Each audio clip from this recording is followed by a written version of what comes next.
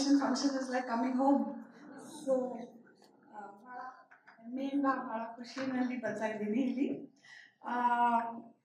Ashok has given me only 15 minutes to talk about a very big subject. So my timekeeper is going to tell me when my time is up. So, so starting now. Okay, 15 minutes. So I'm sure ಎಲ್ಲರದು ಒಳ್ಳೆ ಊಟ ಆಗಿರ್ಬೋದು, ಸ್ವಲ್ಪ ನಿದ್ರೆನೂ ಬರ್ತಾ ಇರ್ಬೋದು.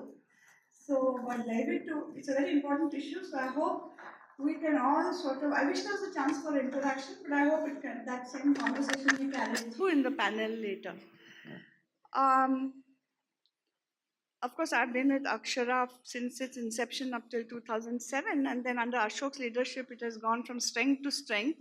And today, all of you are here because Akshara Foundation is not just about itself, but it is about the 200 million children in this country that need serious help.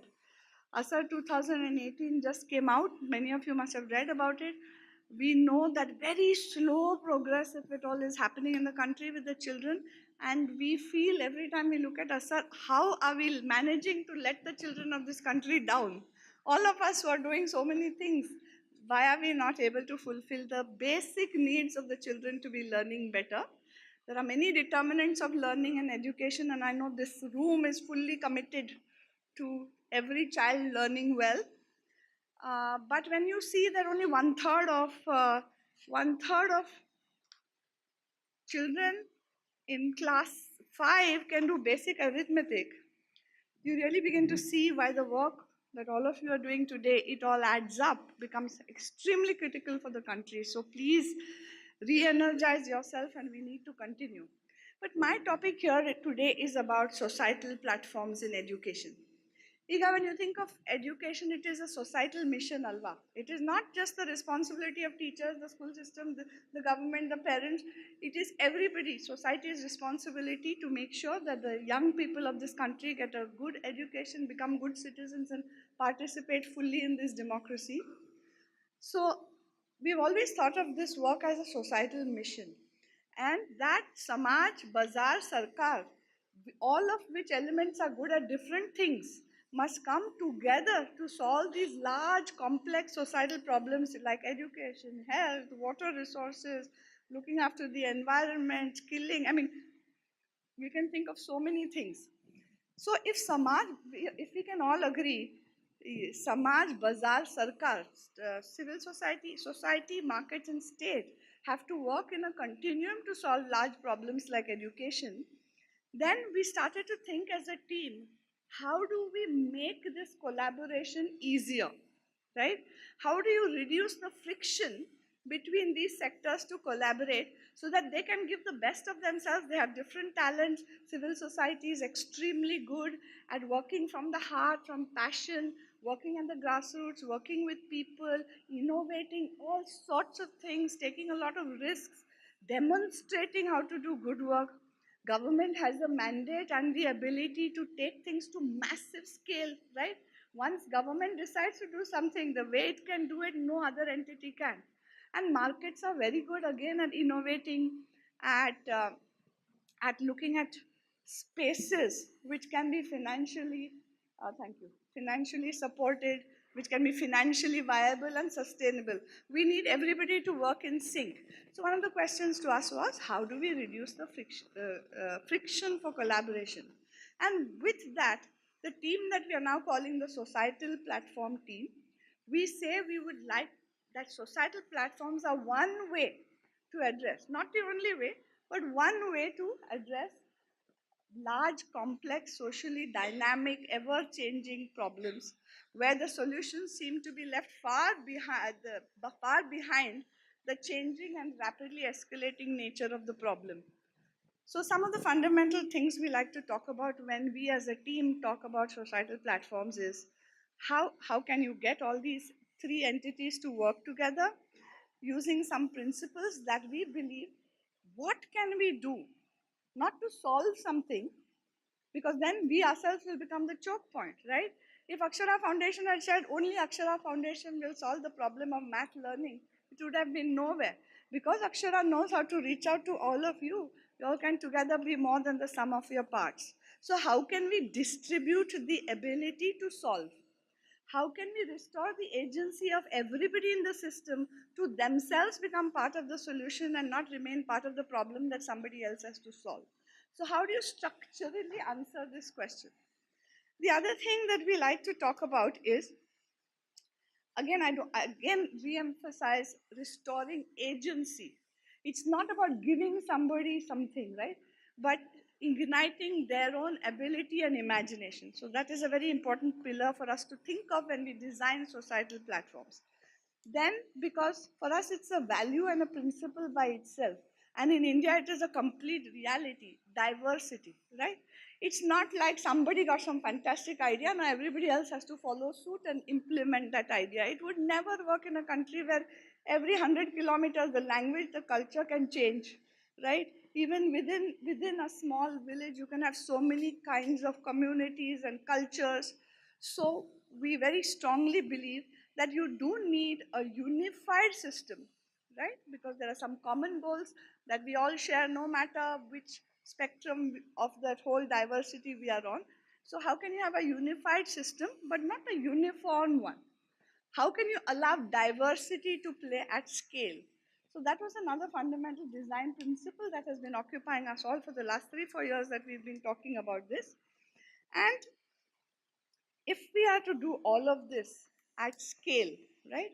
In India, some of us, it's okay. Even if I work with one child, it's wonderful, marvelous, because that's what I can do. But the need is for 300 million. Now, if that's the scale, some of us at least need to be thinking at, because unless every last child is looked after or worked with, we have not solved the problem, and the problem keeps on getting more complex. So if you are looking, aspiring to solve this at scale with all the principles I kept in mind, restore agency, distribute the ability to solve, unified but not uniform, right? If you keep all those things in mind, it seemed to us, and somehow I have someone in the house who uses technology a little bit, so that might have influenced me too. So Nandan's thinking definitely that if to do that, we might have to use a technology spine. Not, we are not going to be technology led, but we have to be technology enabled, so that using the marvelous new digital technologies that have come together, which have allowed all of you to do WhatsApp of all your recipes and show your cute grandchildren's faces to the world, those same technologies can also help us to do all kinds of other social good. How do we converge the best of those technologies to allow that kind of scale and to allow that kind of participation? So while we were thinking all this, we started Ek Step 4 years ago. And today, in pursuit of some of these ideals, how will we increase the opportunity? How will we increase access to learning opportunities for 200 million children? In the next couple of years, we have to reach that target. And after 2 years, please call me back, have another conference, so I can tell you how far we have come. We think we're somewhat poised to get to that number, and I'll tell you how. Just 2 or 3 things after 20 years in this field. I think 2 or 3 things that make me hopeful. The team has been working very closely with the government of India and with several state governments.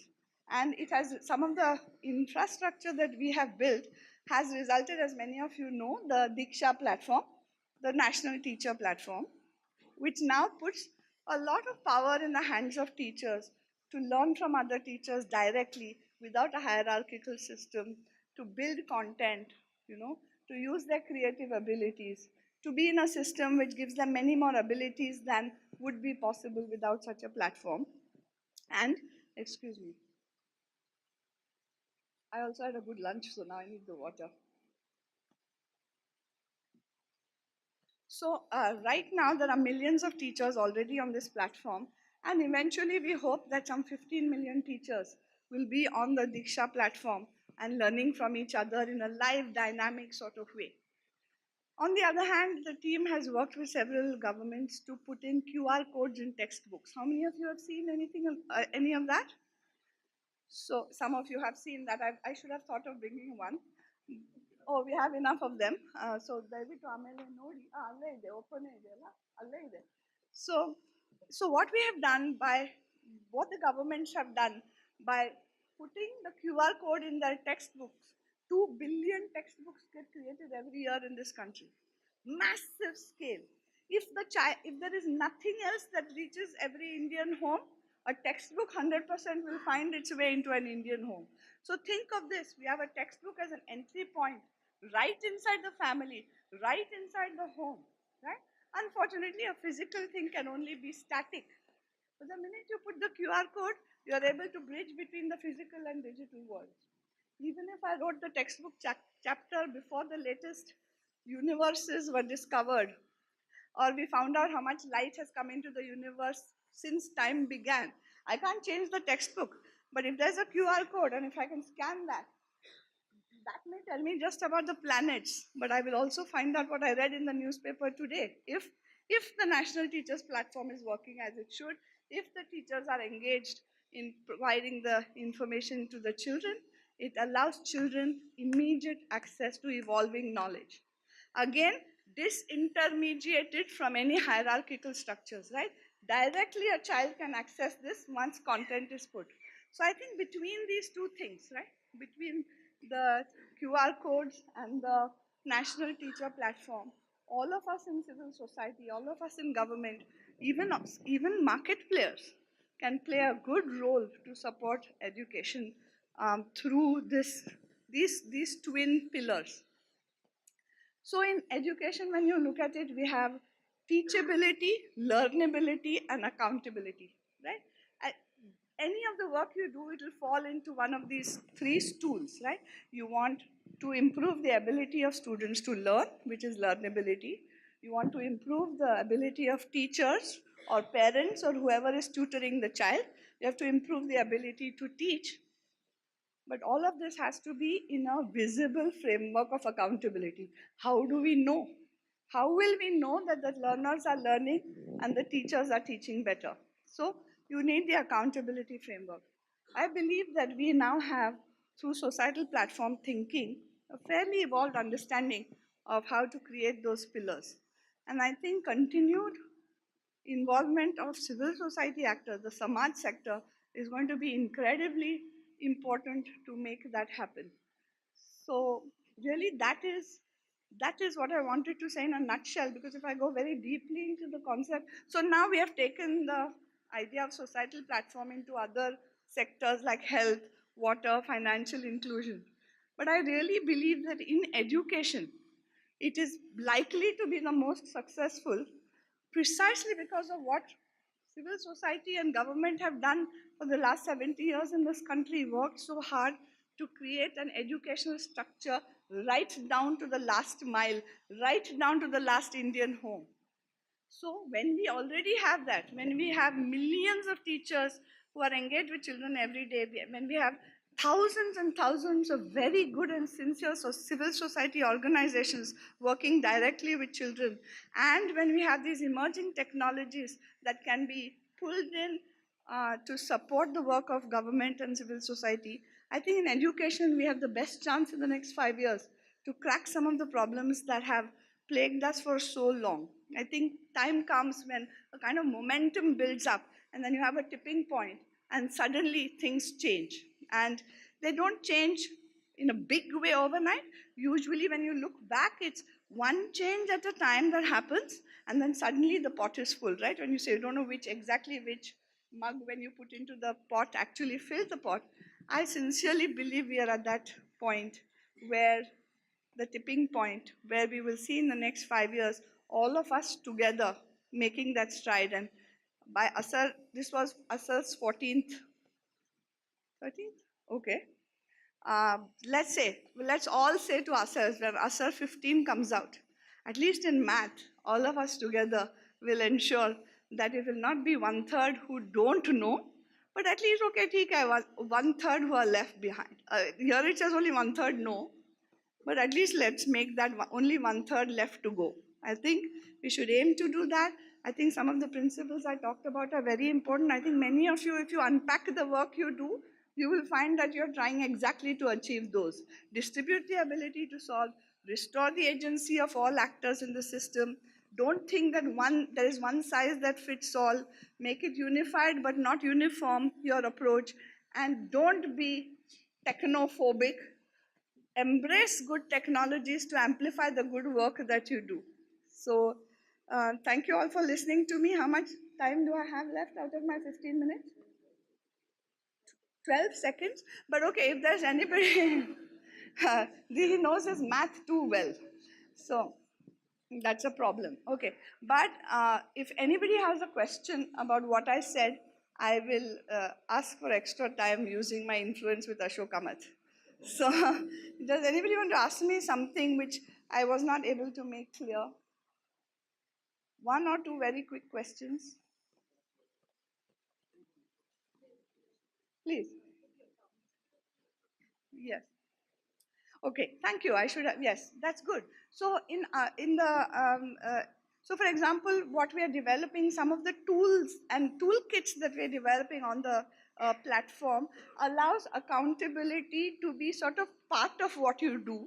You don't have to do, so for example, today you can have attestation. So you can have registries. So you know how many teachers are in the system, and then you can add features that are collectively decided upon of what needs to be reported by the self-reported by the teachers. Now that really changes the game.